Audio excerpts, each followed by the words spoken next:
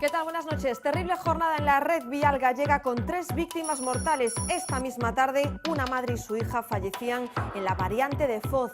El coche en el que viajaban chocaba frontalmente contra un camión que circulaba en sentido contrario. Sus cuerpos tenían que ser excarcelados. Además, la pasada noche nos dejaba otra víctima mortal. Un joven de 18 años fallecía en una salida de vía en Sarria. Su acompañante, también de 18 años, está herido. El accidente se produjo cuando el conductor esquivó a un perro que estaba en plena calzada. Lo más fácil pasa por frenar. En los coches modernos, en una frenada de emergencia, podemos hacerlo con toda la intensidad del mundo, sin que ello suponga una situación de mayor riesgo que la que estamos viviendo por el hecho de que se nos cruce un obstáculo, un animal en este caso, por delante.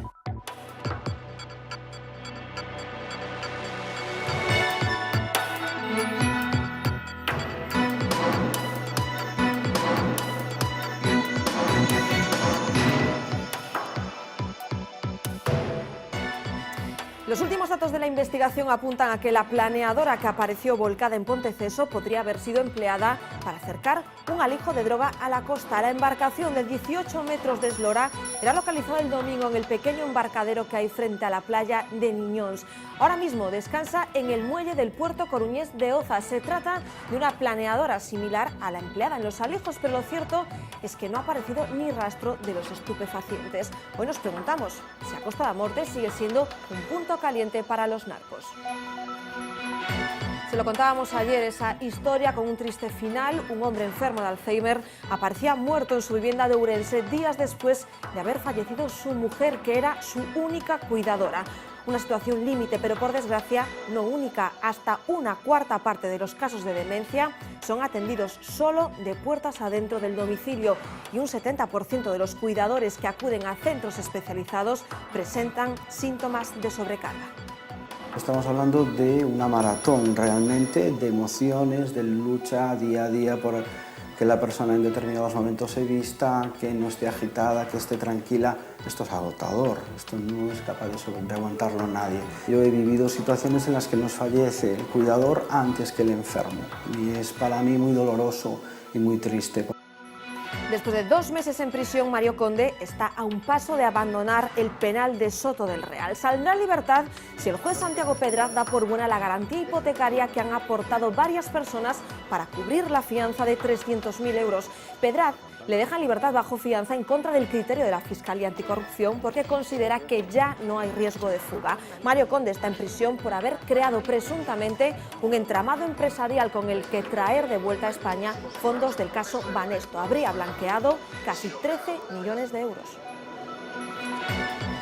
Satisfacción y triunfalismo no suelen ser habituales en un día de resaca, pero son imprescindibles cuando la resaca es post-debate electoral. Los líderes de los principales partidos continúan con su agenda mientras se sienten ganadores del encuentro de anoche. Rajoy cree que ha quedado demostrado que el PP es la opción real frente al ruido de sus oponentes. Rivera destaca su papel propositivo. Sánchez está convencido de que cumplió sus objetivos, mientras Iglesias sigue disparando contra el PSOE. Le pide al líder socialista que aclare lo que ayer dejó en el aire, que diga con quién pactará y a quién hará presidente. Este vídeo, que ya suma decenas de miles de visitas en la red, ha convertido a Saleta en la camarera más famosa. Los clientes del bar Pósito de Moaña le piden ahora que repita esta filigrana. Se le cae una taza por la espalda y ella, ni corta ni perezosa, de tacón, la encesta en el fregadero. A Saleta no paran de reconocerla ahora y hoy hemos querido saber qué le parece esta inesperada fama. Solemos echar para luego pasarle un agua y cayó, la suerte que cayó directamente ahí. Esa vez se salvó, pero normalmente rompen, claro. Un poco sorprendente de cómo se circuló la noticia, ¿no?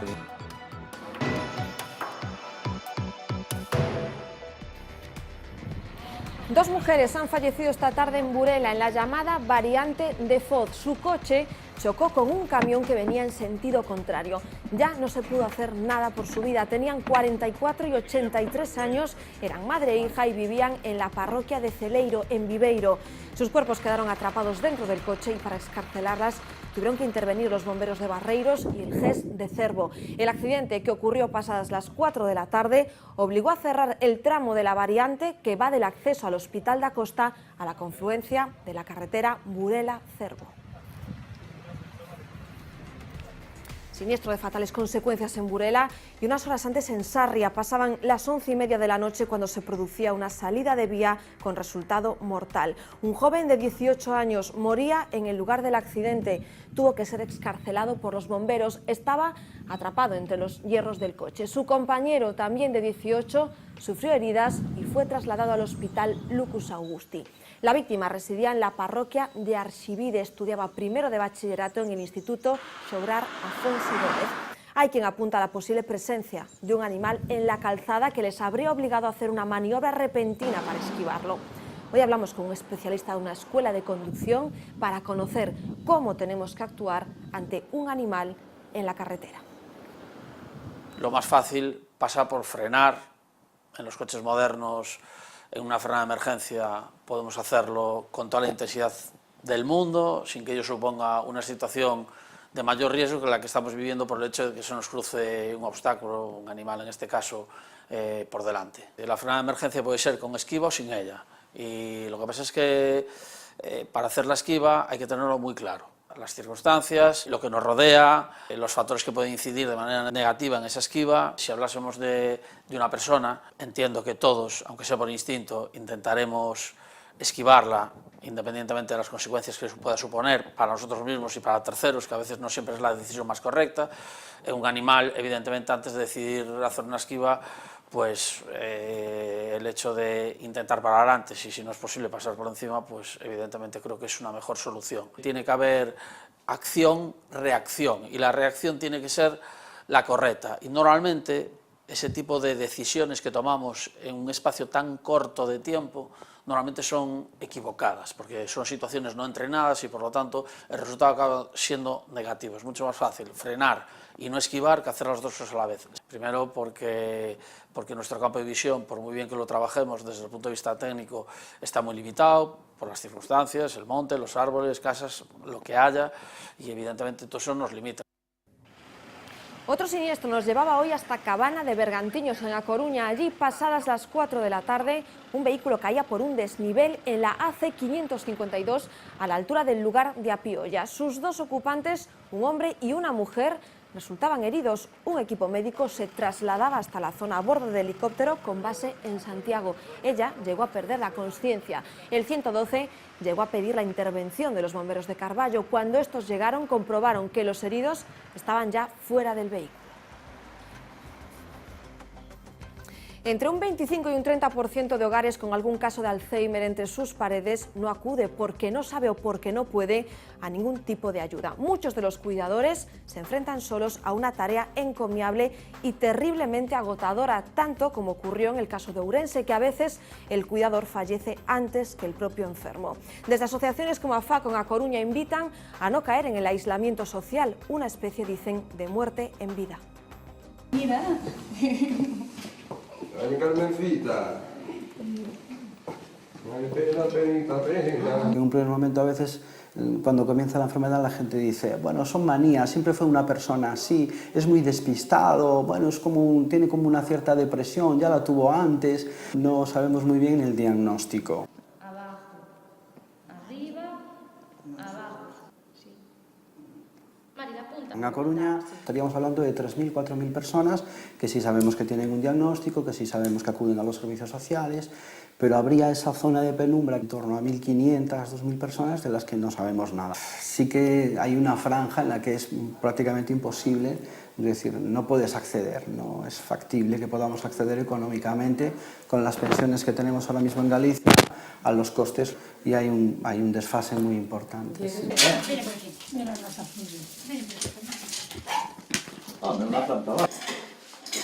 Así. El familiar no desconecta. está en modo actuación las 24 horas. Los grupos de autoayuda que yo realizo, una de mis intervenciones es intentar que tengan más pequeños tiempos de respiro los cuidadores. Seguramente esta señora en Ourense no los tenía. A medida que se van creando un vínculo tan intenso con el enfermo, acaban haciendo lo mismo que el enfermo, y es literalmente abocarse a una alteración en tu estado de ánimo, bien sea ansiedad, bien sea angustia, bien sea depresión.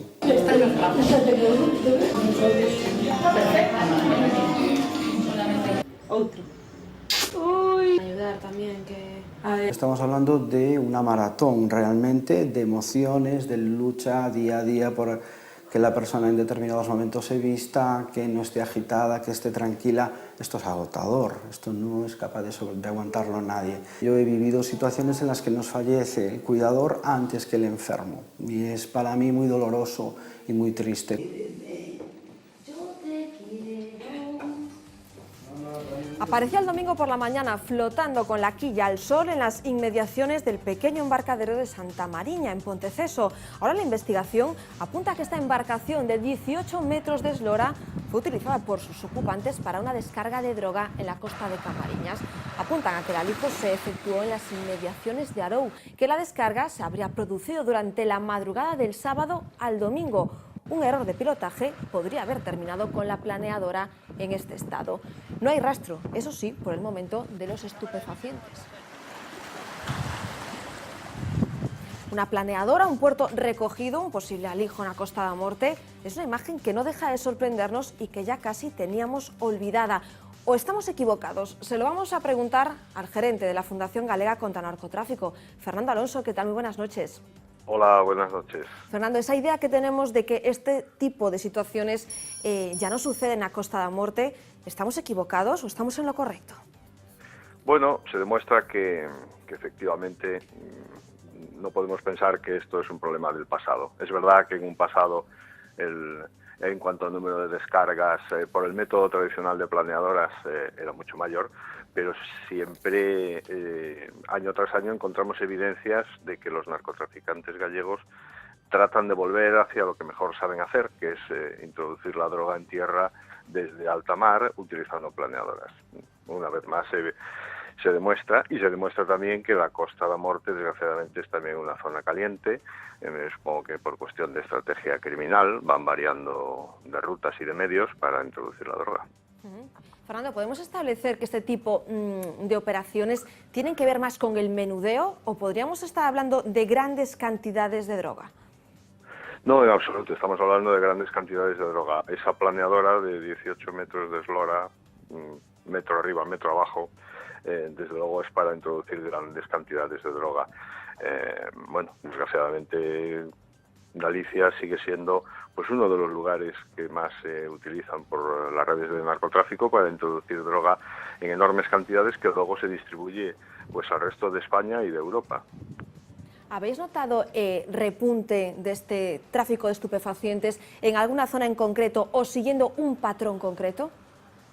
No, a lo que estamos asistiendo, excepción hecha del repunte en el tráfico de heroína, que estamos, que hemos tenido oportunidad también de comprobar en los últimos días con el alijo de 56 kilos en este caso en un vehículo.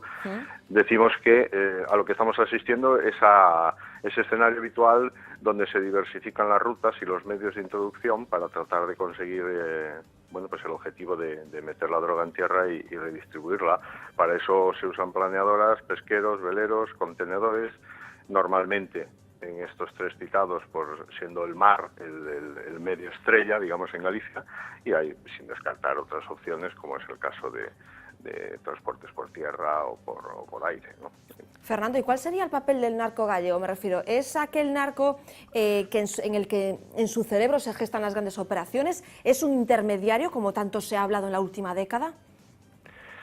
Es un transportista de veneno, que se llama droga, que se puede llamar cocaína, se puede llamar hachís, se puede llamar como le llamemos, y lo que venden a las organizaciones criminales y de narcotraficantes de Sudamérica con la cocaína y de otros lugares para otras drogas, lo que venden es su habilidad para introducir la droga desde alta mar meterla en tierra. Y para eso tratan de, bueno, pues buscar el medio que les resulta más propicio, casi siempre marítimo, y las costas gallegas, que conocen, pues desgraciadamente también esa orografía de nuestras costas, que conocen como la palma de su mano, y buscando, pues unas veces entrar por el sur, otras por el norte, para eludir la presión policial. La solución para esto, bueno, son muchas y no se soluciona con una varita mágica, pero evidentemente es darles más medios a las fuerzas de seguridad para que la vigilancia de nuestras costas sea más exhaustiva y más intensiva si cabe. Fernando Alonso, pues gracias como siempre por atender la llamada de V Televisión. Iremos informando sobre lo que tiene que ver y cómo se desarrolla esta operación, si es que finalmente se confirma que era un alijo de drogas. Muy buenas noches, Fernando. Gracias, buenas noches. Tenían que haber viajado a Londres becados por el Concello de Vigo cuando cursaban tercero de la ESO, pero en aquel momento les denegaron las ayudas. Ahora, 3 años después, tendrán su verano inglés. Queda máis nervioso o pai, non? E a nai. Sí, un poquito van nerviosas. Pasarán 3 semanas de inmersión lingüística en Reino Unido pagadas por el ayuntamiento. Lo harán ahora, finalizada la selectividad. Estos 150 estudiantes no pudieron acceder a las becas cuando les hubiera tocado en 2013, porque por aquel entonces Abel Caballero gobernaba en minoría y tuvo que renunciar a su medida estrella en materia de educación. Fue una de las condiciones que le exigió el BNG para sacar adelante los presupuestos. Prometió que recuperaría las becas y que de inglés y que estos alumnos no serían la generación perdida. Hoy salen 75, ayer han salido 51 y mañana salen otros 25. Y es la promoción que no ha podido salir en su momento. Hicieron la selectividad, esta semana pasada acaban de terminar la selectividad. Hemos aprovechado ese momento de que ya han terminado la selectividad porque ellos cursaban este año segundo de bachiller, era un curso complicado. Seguro que reconocen el vídeo de nuestra siguiente protagonista, quizás lo hayan visto en Twitter, en su muro de Facebook o en la web de La Voz de Galicia. Una camarera evita que un pocillo acabe hecho pedazos en el suelo de un bar con un taconazo propio de un gran jugador de fútbol. La imagen fue grabada por la cámara de seguridad de este bar, del bar Pósito en Moaña. La cara de asombro de los clientes ante un malabarismo que hizo que la taza acabase suavemente en el fregadero, la muestra de lo increíble de su situación. Este vídeo acumula decenas de miles de visitas en la red. Y hoy nosotros hemos querido conocer mejor a la camarera más famosa de Morrazo. Ella se llama Saleta y hoy acudía a trabajar con normalidad. Ayer, durante su día libre, sus conocidos no dejaron de comentarle y de felicitarla por las redes sociales por su habilidad. El propietario del bar se muestra encantado con la fama que está ganando el local. Gracias a ella, vecinos de Moaña han pedido más cafés de lo habitual en las últimas horas para ver si repetía ese gesto. Estaba haciendo un café y se me cayó una taza y con un acto reflejo le di un golpe con el tacón. La casualidad fue que cayó en el fregadero. Un pocillo como este de café con leche. La verdad, muy simpático. Esperemos que no lo vuelva a repetir. No vaya a ser que salga mal y los clientes tengan un accidente, pero muy bien, muy bonito. Donde lo solemos echar para luego pasarle un agua y cayó, la suerte que cayó directamente ahí. Esa vez se salvó, pero normalmente rompen, claro. Un poco sorprendente de cómo se circuló la noticia, ¿no? Una publicidad indirecta, pero muy buena, porque está todo el mundo con el vídeo, un montón de visitas, preguntando cómo fue. No creo que vuelva a salir, eso, casualidad. Igual le abrimos la cabeza a alguien que bien pudo ser la noticia, ¿no? Que le daba a alguien en la cabeza. Mejor casi comprar una vajilla de plástico y que lo vaya intentando. Prisión provisional comunicada y sin fianza para el vigués detenido por supuestos abusos sexuales a un menor de 12 años. La investigación comenzó tras la denuncia presentada por los padres del chico. Tras analizar el móvil de la víctima, se encontraron archivos de contenido sexual que habrían sido intercambiados con el presunto agresor. El hombre de 54 años ya había sido arrestado en ocasiones anteriores por hechos similares. De hecho, cuenta con un largo historial de denuncias por abusos a menores desde 2004, entre ellas la presentada por su exmujer por tocamientos a la hija de ambos. En Lugo ha empezado el juicio que sienta en el banquillo al exalcalde de Castro de Rey 7 años después de ser arrestado. El que fuera regidor del municipio lucense, el socialista Juan José Díaz Baliño, está acusado de supuestas irregularidades en la contratación de obras. Asegura que no benefició a una empresa para que contratara a su cuñada y que se pagó de su bolsillo los halógenos de su casa. El fiscal pide para él 4 años de cárcel y 4 de inhabilitación. En esta operación llegó a ser detenida la que hoy es alcaldesa de Lugo, Lara Méndez, entonces vicepresidenta de la Diputación. Tercera jornada de huelga entre los maquinistas de Renfe con incidencias en Galicia. Los viajeros de todos los trenes de largo recorrido que circulaban por la provincia de Lugo han tenido que ser trasladados en autobuses. El Albia, con destino a Madrid, no salió de la estación de Monforte. Los usuarios fueron llevados en autobús a Ourense. Tampoco llegó de madrugada el tren procedente de la capital de España. Los viajeros fueron apeados en Monforte y trasladados vía carretera hasta Lugo. Más conflictos profesionales. Decenas de conductores y técnicos de ambulancias han reclamado hoy desde distintos puntos de Galicia mejoras salariales y laborales. Por las calles de Santiago han exigido negociar un nuevo convenio colectivo. Denuncian que todos los contratos que se firman son de prácticas por 700 y pico euros al mes, con hasta 50 horas extraordinarias sin remuneración o insuficiente número de uniformes, lo que hace que no todos estén debidamente desinfectados. Una vez más, los afectados por la existencia de autobuses sin acceso para discapacitados han vuelto a manifestarse en Vigo. Piden soluciones a Vitrasa, la compañía que se encarga del transporte público en la ciudad olívica. La queja de un estudiante por el mal funcionamiento de las rampas obligó el pasado mes de marzo a un miembro de Vitrasa a pedirle perdón en público. Hace unos días el alcalde anunciaba que las sillas motorizadas podrán entrar en estos vehículos. Son el colectivo Ninguéns. Hoy han vuelto a manifestarse frente al Concello de Vigo para pedirle al gobierno local que ponga a disposición de las familias en apuros económicos viviendas en régimen de alquiler social. Continúan con su batalla después de que Abel Caballero asegurase en más de una ocasión que en la ciudad no se están produciendo desahucios. Pablo Isla le roba el puesto a Amancio Ortega como el segundo líder con mejor reputación de España. El fundador de Inditex se queda cuarto en el ranking. De la empresa textil gallega encontramos otro nombre en la lista, el de la responsable del negocio online, María Fanjul, en categoría mujeres. El presidente de Mercadona, Juan Roig, repite como número 1, la presidenta del Santander, Ana Patricia Botín, tercera. Inditex, Mercadona y el Santander vuelven a ser un año más las compañías de mejor reputación corporativa de nuestro país.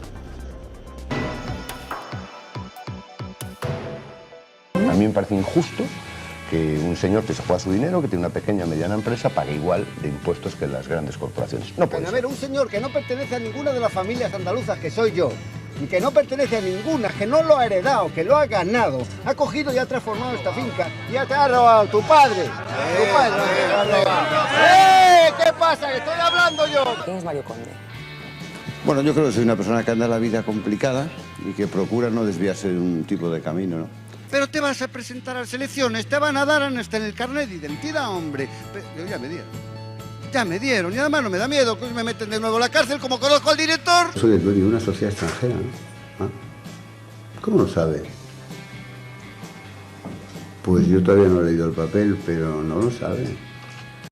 Hace 2 meses volvía a la cárcel, pero todo indica que es cuestión de horas que Mario Conde vuelva a pisar la calle. El juez Santiago Pedraz le ha impuesto una fianza de 300.000 euros y su abogado ya ha depositado una garantía hipotecaria. Mario Conde estaba en prisión investigado por crear un entramado empresarial en España y Suiza para traer de vuelta 13 millones de euros procedentes del caso Banesto. Mario Conde, en la cárcel desde el pasado 15 de abril, saldrá en libertad bajo fianza de 300.000 euros. El juez de la Audiencia Nacional, Santiago Pedraz, considera que ya no existe riesgo de fuga ni de que pueda obstaculizar la investigación. Por eso, y en contra del criterio de la Fiscalía Anticorrupción, Conde podrá abandonar la prisión de Soto del Real siempre y cuando haga frente a esa fianza de 300.000 euros que le ha impuesto el juez. El exbanquero está acusado de blanqueo de capitales y de fraude fiscal, entre otros delitos. Todos están satisfechos y todos se consideran en cierto modo ganadores. Es la liturgia del discurso del día después del único debate a 4 de esta campaña. En la resaca de ese encuentro continúa el fuego cruzado, sobre todo en el tema pactos, ese que no quedó nada claro en las intervenciones de ayer. Pablo Iglesias le pide a Sánchez que sea claro, que diga a quién hará o no presidente. Fuera corbata, adiós chaqueta, la campaña vuelve a la calle tras el debate. Los candidatos preparados para dar sus conclusiones. Ayer quedó claro que hay en España un proyecto en marcha, que hay enfrente pues es mucho ruido. Y repetirlas a cada oportunidad. Quedó claro que en España hay un proyecto en marcha que es el nuestro. Hay otras cosas que ni ensayadas. El último encontronazo de Sánchez no fue con sus contrincantes. La lucha contra la desigualdad, la lucha contra... Hasta él le hizo sonreír. Su conclusión final, lacónica. ¿Sale contento? Pues creo que sí. Hoy, actividad frenética. Firman el libro de condolencias de la Embajada de Estados Unidos, reparto de propaganda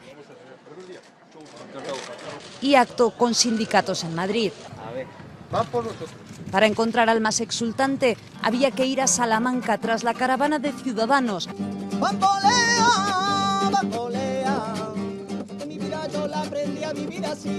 Les debo reconocer que estoy muy contento, que creo que hicimos un gran trabajo ayer en el debate con mi equipo, que nos ayudó a prepararlo y sobre todo no solo criticando sino proponiendo alternativas.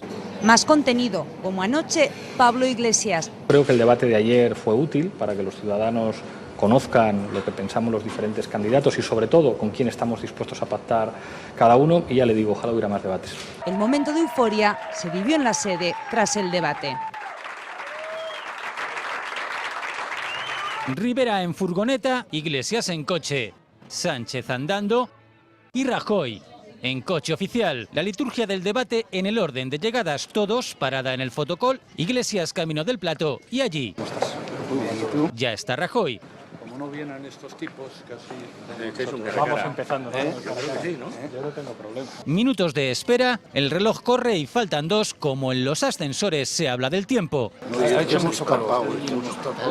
Ahora parece que baja. Iglesias, que tira de un clásico. Qué sufrimiento de partido hoy, ¿eh? Joder.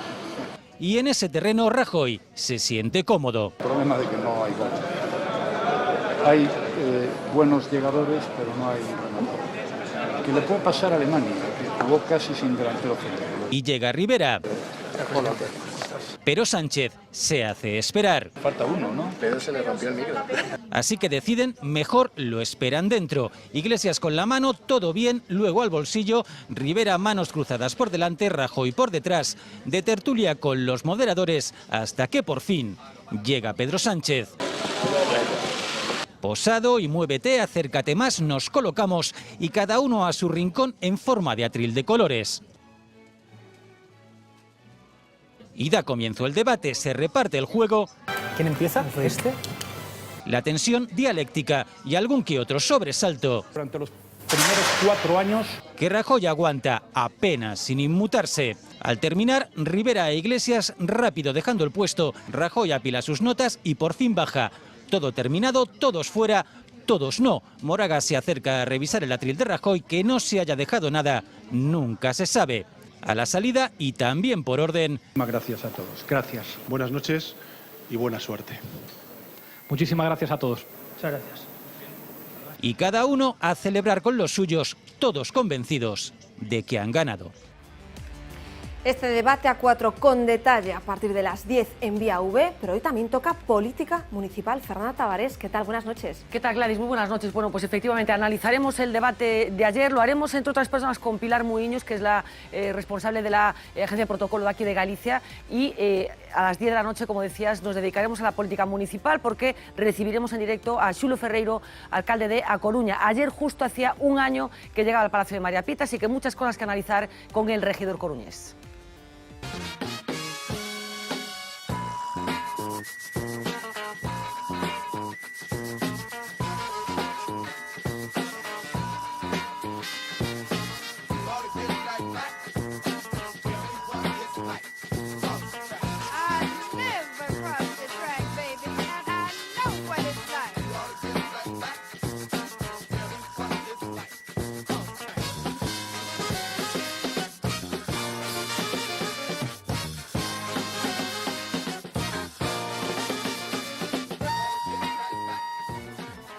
Vía V a partir de las 10 y aquí más que contar en solo unos minutos.